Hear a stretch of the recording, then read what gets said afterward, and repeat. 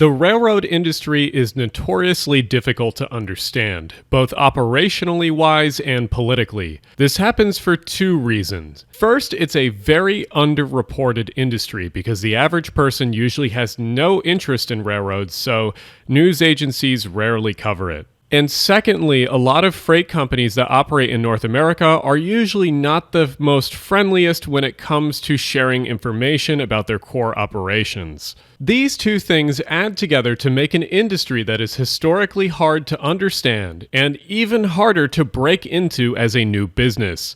But in these last few years, we've seen some new startup companies try to jump into the ring with these giants and see if they can make a mark in an industry that has profits worth well over $100 billion annually. Today, let's discuss what makes a startup in the rail industry successful and what makes them fail. With some luck, I actually happened to be invited to come film at a railroad startup recently. Specifically, Suntrain invited me out to their infrastructure week to show off their prototype and designs for the future. So in this video, I will largely be talking about them since I have so much footage from their event and worked with them, but also they were super open about their struggles and successes so far in the rail industry, and it's nice to hear about those insights firsthand.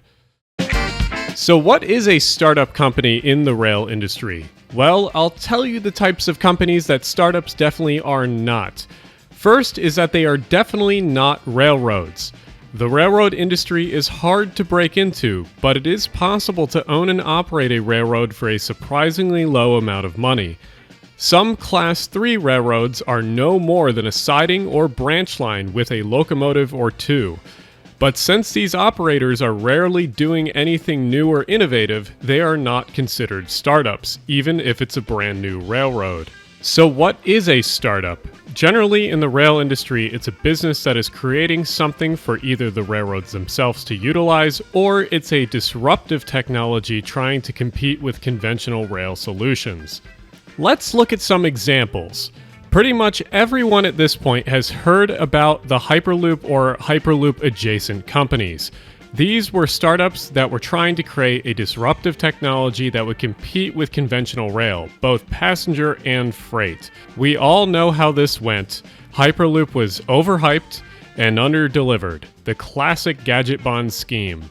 So what defines a better rail startup and how do you set one up? Since I was able to go behind the scenes at Suntrain, which is a newer railroad startup company, let's take a look at their operations and why and how they were created. When creating any kind of company in the railroad industry, one of the standard things that you need by default is access to the rail network in some way. And for Suntrain, that comes with being partnered with the San Francisco Bay Railroad, a small Class 3 railroad located within San Francisco with yard space to spare. Many startups are very similar, either by operating on disused trackage or working with a Class 3 for prototyping and testing. But where many differ is the type of people that are involved with managing and developing these companies. Typically, when it comes to startups, especially startups in California, the people that are usually founders are originally from the tech industry or have a background in adjacent industries with similar cultures. Oftentimes, headlines will pop up saying that a person that has worked in insert big notorious company is now making a startup to disrupt a certain industry. The rail industry is definitely not foreign to this. I personally believe that just because someone has previously worked for a notorious tech company, there is absolutely no indication on whether or not that startup is actually a good idea and will be successful in the end. Too many times, these types of startups with tech bro style leaders are developing products that are in search of an application, instead of just identifying a problem and then creating a solution to that specific issue. So, who do I like to see in charge of a startup in the rail industry? Well, I like seeing people that have worked in and around railroads previously, and they have identified things that they can improve or see an obvious application for a new technology. Part of the reason that I enjoyed talking and working with the Suntrain group is because the founder, Chris Smith, and the majority of people working for them are from the International Brotherhood of Electrical Workers based in San Francisco. They all come from jobs and backgrounds where they have hands-on experience with the infrastructure that they've worked on while understanding its usefulness and limitations. Their concept for a business is pretty simple.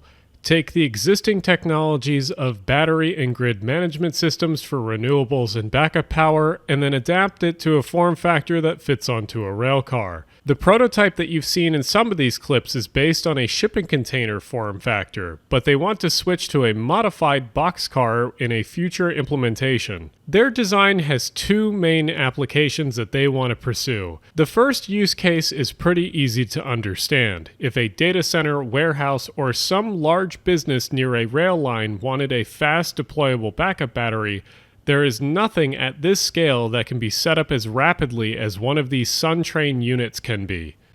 And the second application for these rail cars only works because of NIMBYism. Let me explain. In many parts of the western US, it's hard to build new transmission lines. The people at Suntrain are all too well aware of this, being IBEW members. For various reasons, mainly because of outdated environmental laws in NIMBYism, it's incredibly difficult to get new long-distance transmission lines built.